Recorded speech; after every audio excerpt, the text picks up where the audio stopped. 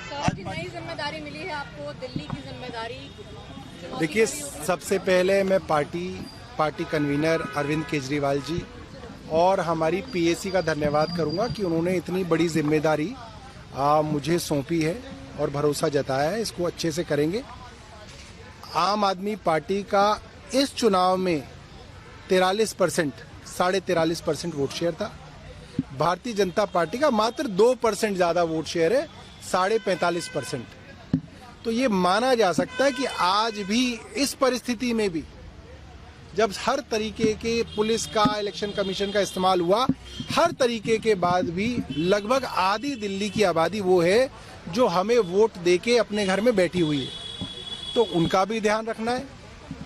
और जो बाकी आबादी है जिन्होंने भारतीय जनता पार्टी को वोट दिया ये सोच के कि 2,500 रुपये मिलेगा, गैस का सिलेंडर मिलेगा, उनका भी ध्यान हम लोगों को रखना है और पार्टी को मजबूत करेंगे। मेरा मानना ये है कि हारने के बाद संगठन निर्माण करना सबसे आसान भी होता है, क्योंकि जीत के समय तो कई लोग आपके साथ आ जाते हैं, मगर जो पार्टी में हार के समय भी साथ रहता है वो खरा सोना होता है ना। 24 कैरेट गोल्ड होता है। तो आपको पीतल और सोने में ज्यादा फर्क करने में दिक्कत नहीं होती, क्योंकि आज जो पार्टी के साथ खड़ा है और जो पार्टी के साथ संघर्ष करने के लिए लड़ेगा वो खरा सोना है और उनके साथ पार्टी को दोबारा मजबूत किया जाएगा। बतौर अध्यक्ष क्या चुनौती आप देखते हैं? 10 दिन बाद जो है मेयर का चुनाव भी होना है और संख्या बल कम हो गया पहले से। देखिए, मैं ये मानता हूं कि आम आदमी पार्टी का जो पूरा का पूरा कॉन्सेप्ट है, इसको थोड़ा सा हमको चुनावों से अलग करके देखने की जरूरत है। कुछ दिनों तक पार्टी को मजबूत करेंगे और पार्टी सबसे पहले जो है अपना विस्तार करेगी, अपने संगठन का विस्तार करेगी। उस संगठन का विस्तार करना पहली प्रायोरिटी रहेगी।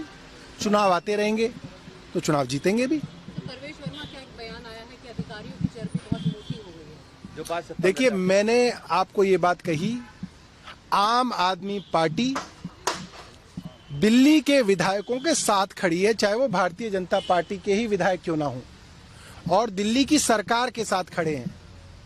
प्रवेश वर्मा हमारे गांव के ग्रामीण भाई हैं, मैं इस बात को कभी भूलता नहीं हूं। मैं भी गांव से आता हूं, वो भी गांव से आते हैं। और प्रवेश वर्मा एज पीडब्ल्यूडी मिनिस्टर जब दौरे करने जाते हैं तो मैं उनके साथ पीडब्ल्यूडी सेक्रेटरी को नहीं देखता।